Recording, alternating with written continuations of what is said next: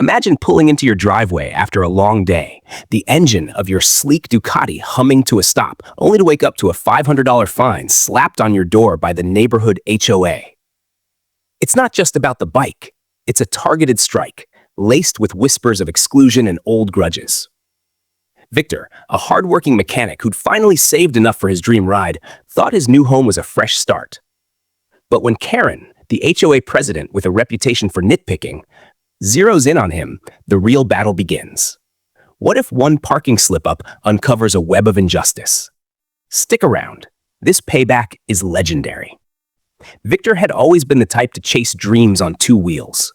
Growing up in a bustling city, he'd tinkered with engines in his family's garage, turning scrap into speed. Now in his 30s, he'd moved to a quiet suburban neighborhood called Willow Creek, a place of manicured lawns and picket fences that promised stability.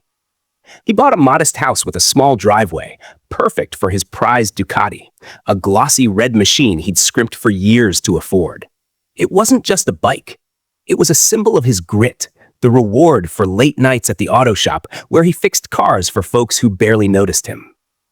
The neighborhood seemed welcoming at first, with waves from porches and kids playing in the streets. But subtle tensions simmered beneath the surface.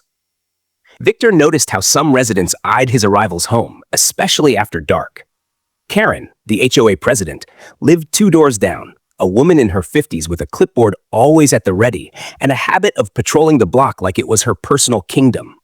She'd built her reputation on enforcing rules with an iron fist, from grass height to holiday decorations. Victor kept to himself, parking his Ducati neatly in the driveway each evening, careful not to ruffle feathers. One humid summer night, a sudden storm forced him to leave the bike out overnight rather than risk riding it in the downpour to his locked garage. He figured it was no big deal. The HOA rules allowed temporary overnight parking for vehicles under repair or in emergencies. But the next morning, a bright yellow notice was taped to his door, a $500 fine for unauthorized vehicle storage, signed by Karen herself. Victor's stomach dropped. Why him? He'd seen other neighbors park trucks and trailers without issue. As he stared at the fine, curiosity gnawed at him. This felt personal, like the start of something bigger. The fine hit Victor like a gut punch, but he wasn't one to back down without understanding why. He reviewed the HOA bylaws obsessively that evening, poring over the dense document on his kitchen table while the Ducati sat gleaming under the porch light. Sure enough, the rules were vague, open to interpretation, but they'd been applied unevenly before. He recalled a neighbor's boat trailer lingering for weeks without a peep, or the luxury SUV parked haphazardly during parties. Yet here he was, singled out for a single night. Determined to appeal, Victor attended the next HOA meeting in the community center, a stuffy room filled with folding chairs and judgmental stares. Karen presided at the front, her voice sharp as she rattled off violations. When Victor's turn came, he explained the storm, the emergency, and how the bike was his only transport. But Karen dismissed him with a wave, citing community standards and aesthetic concerns. Whispers rippled through the room, subtle, loaded glances that made Victor's skin prickle. He left feeling isolated, the weight of unspoken biases pressing down. Over the following weeks, the incidents escalated. Victor received anonymous notes in his mailbox, warning him to fit in or move out. His mailbox was vandalized one night, spray-painted with crude marks that echoed old prejudices. Karen ramped up her patrols, driving by his house multiple times a day, notepad in hand. She issued another fine for excessive noise from his garage tools, even though he worked quietly during daylight hours.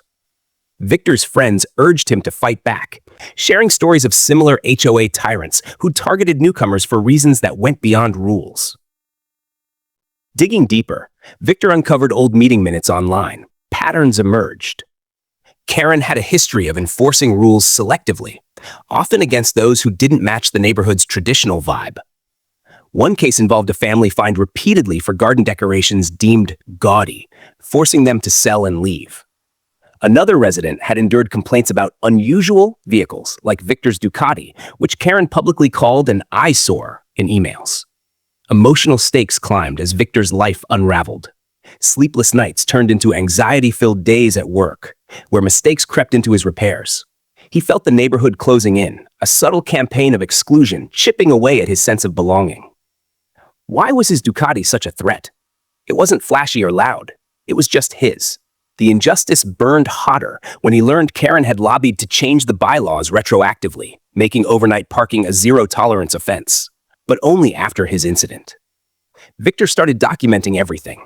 Photos of other violations ignored, timestamps on Karen's drive-bys, even recordings of veiled threats from anonymous calls. The tension built like a storm cloud, each new slight revealing a deeper rot in the community's fabric.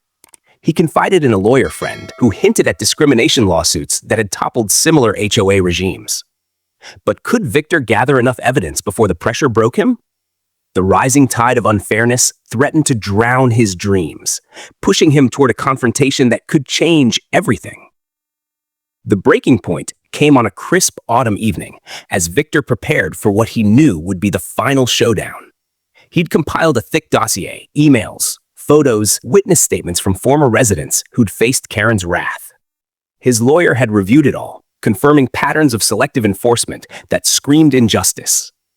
Victor requested an emergency HOA board meeting, citing violations of fair housing laws.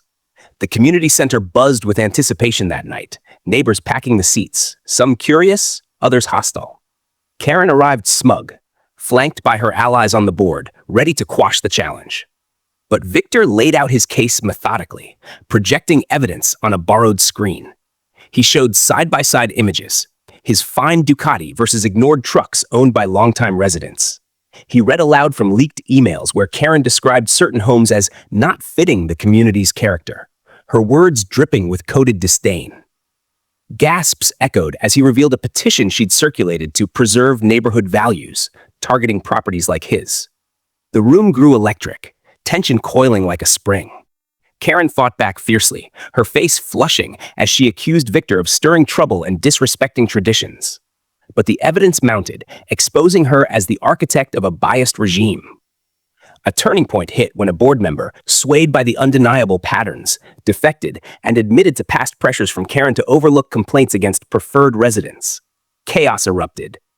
Shouts, pointed fingers, the air thick with revelations of favoritism and exclusion. Victor stood firm, his voice steady despite the pounding in his chest, as the board voted to investigate internally. In a dramatic flourish, his lawyer served papers right there. A lawsuit alleging discriminatory practices, demanding not just the fine's reversal, but compensation for emotional distress and systemic changes. Karen's empire crumbled in real time, her authority stripped as the meeting descended into demands for her resignation. The intensity peaked with Victor's final, unyielding stare. Justice wasn't just coming. It had arrived, raw and irreversible. In the weeks that followed, the lawsuit gained traction, drawing media attention that exposed Willow Creek's underbelly.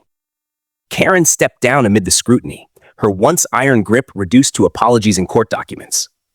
The HOA board, under pressure, reformed its bylaws, implementing blind enforcement and diversity training to prevent future biases.